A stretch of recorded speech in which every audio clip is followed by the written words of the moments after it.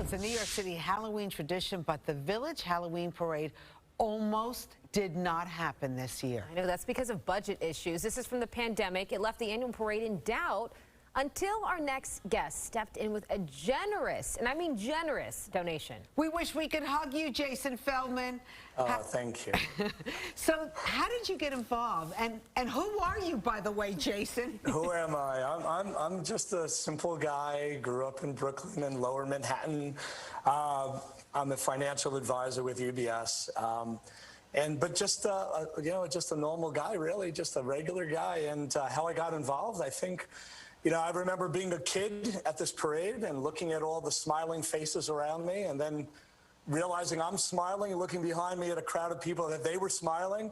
And as an investment guy, I did the analysis, and I guess this was an investment in smiles. This was a way to help bring us back. Oh, I want to cry. Wow. Oh, that's Don't so cry. nice. So did you reach out to the committee and say? Yes. So I'm listening to the news in the background one evening. I'm shaving my head, as I often do. That'll help me with my costume on Sunday, by the way. But in the background, I hear that there is this shortfall of some significant money. The next morning, I mentioned to my wife, I think I want to do this. She's like, it's my favorite holiday, and I emailed the team that's been running this for decades, incredible people. You don't know how much work goes on behind the scenes with artists and the director, Gene Fleming, wonderful people. Got to meet everybody and watch how much they do. But when I reached out, we immediately had a connection, and this felt like the easiest thing in the world, the best medicine. Here we are talking about medicine almost every day, it seems, of one type or another. This is the best medicine for our city, in my opinion. Now, Jason, I don't know if people understand, to put this on, it costs about $150,000. They try to set up some donations. They didn't really get much traction.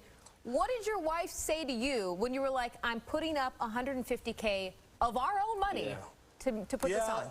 I guess, I mean, I don't know how to say this, but I guess she's gotten acclimated to me talking about big numbers. I help clients with big numbers. I've been investing for years. She knows me since I had nothing, I guess, and she's watched me, grow a business. She was a friend of mine for many, many years before we were married. But I would say, what's interesting about all of this? People don't realize, I don't know if I fully realize how much goes in financially into an event like this. And the idea that I was able to swoop in with all of, we're a rich city.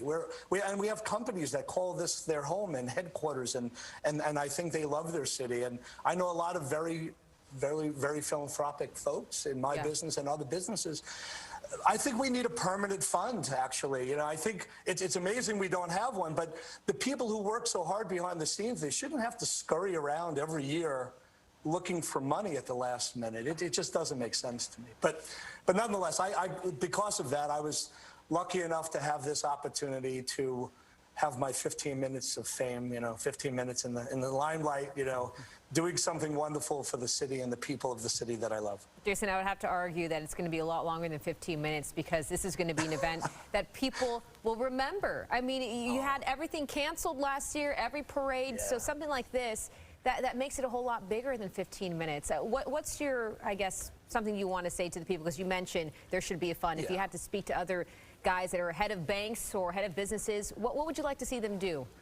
Well, Bianca, it's not for me to lecture anyone. I think people give to their causes. Again, I am truly surprised, I'm not, faking surprise that I actually got the opportunity to do this. I wouldn't have been surprised if someone else may have made that email just before me or just after me and would have swooped in. But look, we shouldn't take anything for granted. Something like this is really truly an economic springboard. It's like opening up Broadway. This is going to bring, and on a Sunday night, mind you, on a normally quiet night, it's going to bring people to restaurants. It's going to bring people to bars. It's going to bring people into the city. Maybe they'll stay at a hotel. Maybe they'll buy a hot dog or something at a street vendor. This is the ripple effects, the positive effects economically and psychologically, emotionally for people who love this city, whether you're new to the city or you've lived here your whole life like I have for 54 years. I mean, this is an easy investment. This feels great.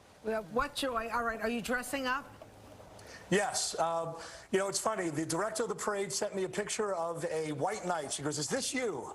And I was like, it was very flamboyant, incredible, you know, professional looking, like, you know, out of some movie. I'm like, no, much more humble than that. And I wanted to go as a monk. And I actually sat down with a Zen Buddhist monk for hours. But in the end, I decided to fall back to myself and just put on one of my old Tai Chi outfits. I've worn them for years. My daughter would roll her eyes because it was me being lazy. And I just throw on one of my silk outfits that I would perform in Central Park with. And that'll be my monk, if you will, my humble monk. You're our white knight. Yes. Thank you, Jason Feldman. Thank you. So nice to meet you. Thank you for Thank you so bringing much. joy to the city. And the city Big virtual thanks you hug as to you well. guys. Yeah. Thank you.